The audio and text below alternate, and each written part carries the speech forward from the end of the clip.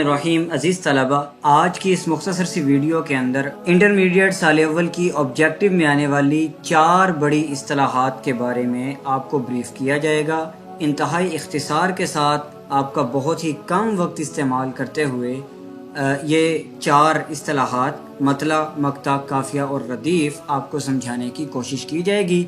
तो आइए बिला ताख़ीर लेक्चर का अज़ीज़ तलबा, मतला, मक्ता, काफिया और रदीफ़ समझने के लिए आप सबसे पहले अपनी किताब में हिस्सा गज़ल को खोल लें और हिस्सा गज़ल आपकी इस किताब में सफ़ा नंबर 97 पर है। और सबसे पहले आप देखेंगे तो यहाँ आपकी किताब में मीर तकी मीर की गज़ल शामिल है।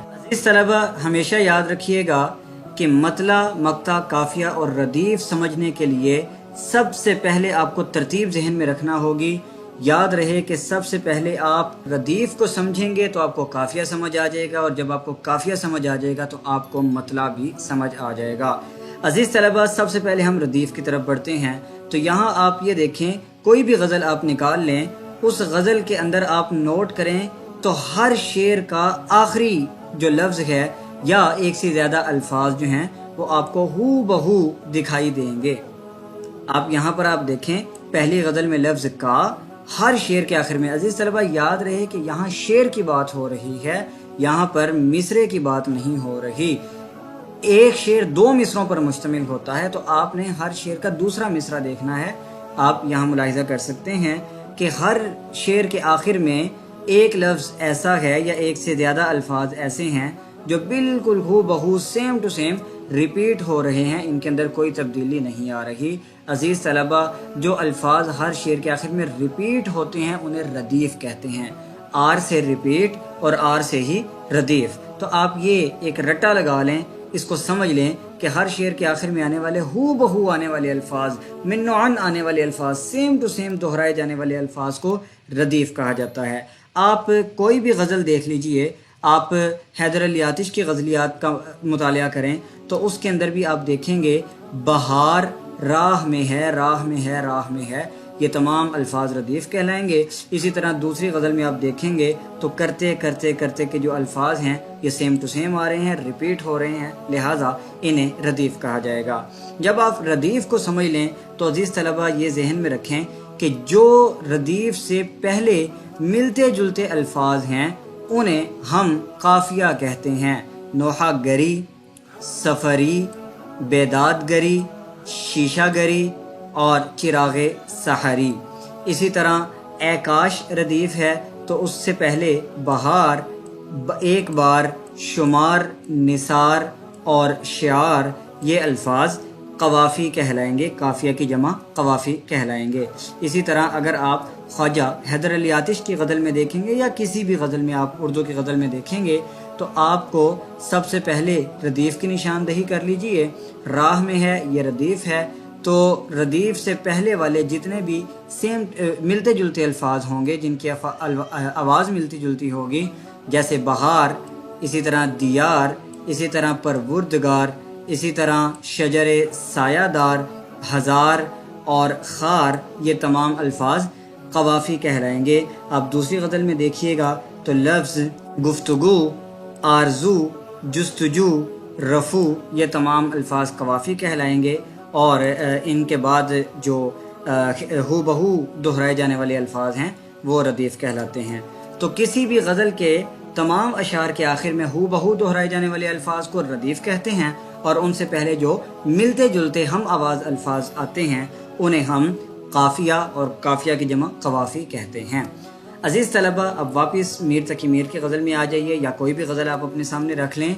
आप नोट करेंगे कि ये रदीफ़ और काफिया ये पहले शेर के दोनों मिसरों के आखिर में पाया जाएगा। यहाँ पर भी आप देखें, रदीफ़ का लफ्ज़ काफ मौजूद है और पहले शेर में भी लफ्ज़ काफ अलिफ का मौजूद है। इसी तरह नोहा गरी, ये काफिया है और इससे मिलता जुलता लफ्ज़ ताजवरी, ये भी पहले शेर के पहले मिसरे के अंदर मौजूद है।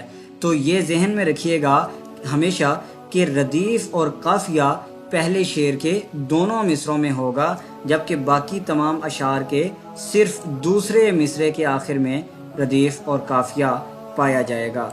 لہٰذا ردیف میں ایک دفعہ ریپیٹ کر دیتا ہوں، ردیف تمام اشعار کے آخر میں آنے والے سیم ٹو سیم الفاظ کو کہا جاتا ہے، جبکہ ان سے ردیف سے پہلے آنے والے ملتے جلتے الفاظ کو قافیہ کہا جاتا ہے یا قوافی کہا جاتا ہے، اور ردیف اور قافیہ پہلے شعر کے دونوں مصروں میں پایا جائے گا، اور عزیز طلبہ اسی شعر کو مطلع کہتے ہیں جو غزل کا پہلا شعر بھی ہو اور اس کے دونوں مصروں کے اندر ردیف بھی موجود ہو، قافیہ بھی موجود ہو۔ آپ دیکھ سکتے ہیں پہلے شعر کے دونوں مصروں میں ردیف بھی ہے اور قافیہ بھی ہے، تو یہ شعر مطلع کہلائے گا۔ اسی طرح دوسری غزل کے آخر میں بھی آپ دیکھ سکتے ہیں، اے کاش اے کاش پہلے شعر کے دونوں مصروں میں ہے، بہار اور قرار پہلے شعر کے دونوں مصروں میں قافیے موجود ہیں، اور عزیز طلبہ غزل کا پہلا شعر جس کے دونوں مصروں کے اندر قافیہ بھی ہو ردیف بھی ہو اسے مطلع کہتے ہیں۔ اور عزیز طلبہ یہ ذہن میں رکھیے گا کہ ضروری نہیں کہ پہلے شعر کے دونوں مصروں کے اندر ردیف بھی آئے، وہ الگ بحث ہے۔ آپ فی الحال اپنے پیپر پوائنٹ آف ویو سے صرف اتنا سمجھیں کہ غزل کا پہلا شعر جس کے دونوں مصروں میں قافیہ بھی ہو ردیف بھی ہو اسے کیا کہتے ہیں؟ اسے مطلع کہتے ہیں۔ عزیز طلبہ یہاں تک مطلع اور قافیہ اور ردیف کی بحث ہو گئی۔ آپ ایک اور غزل میں ملاحظہ کیجئے۔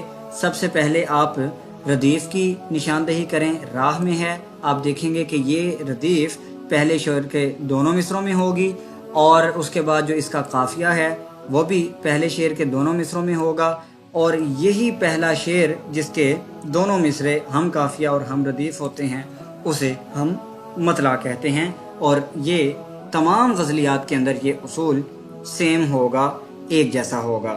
اب بڑھتے ہیں مقطع کی طرف۔ عزیز طلبہ کوئی سی غزل نکال لیجئے، ہم میر تقی میر کی غزل پر واپس چلتے ہیں۔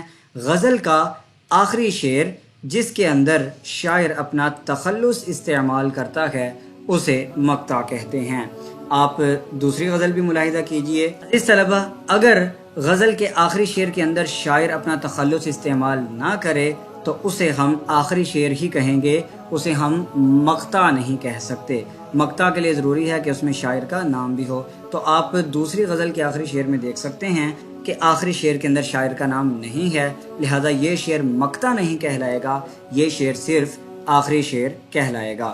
اسی طرح حیدر علی آتش کی غزل ملاحظہ کیجئے، اس کا آخری شعر جس کے اندر شاعر نے اپنا تخلص استعمال کیا ہے یہ مقطع کہلائے گا۔ اسی طرح حیدر علی آتش کی دوسری غزل کا آخری شعر بھی آپ ملاحظہ کر سکتے ہیں، شاعر نے اپنا تخلص استعمال کیا ہے، اسے ہم مقطع کہیں گے۔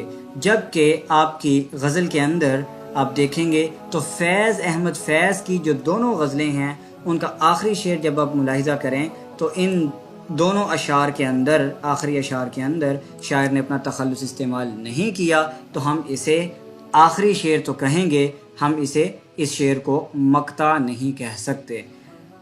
عزیز طلبہ امید کرتا ہوں کہ اس مختصر سی ویڈیو کے اندر آپ کو مطلع، مقطع، قافیہ اور ردیف سمجھ آ چکے ہوں گے۔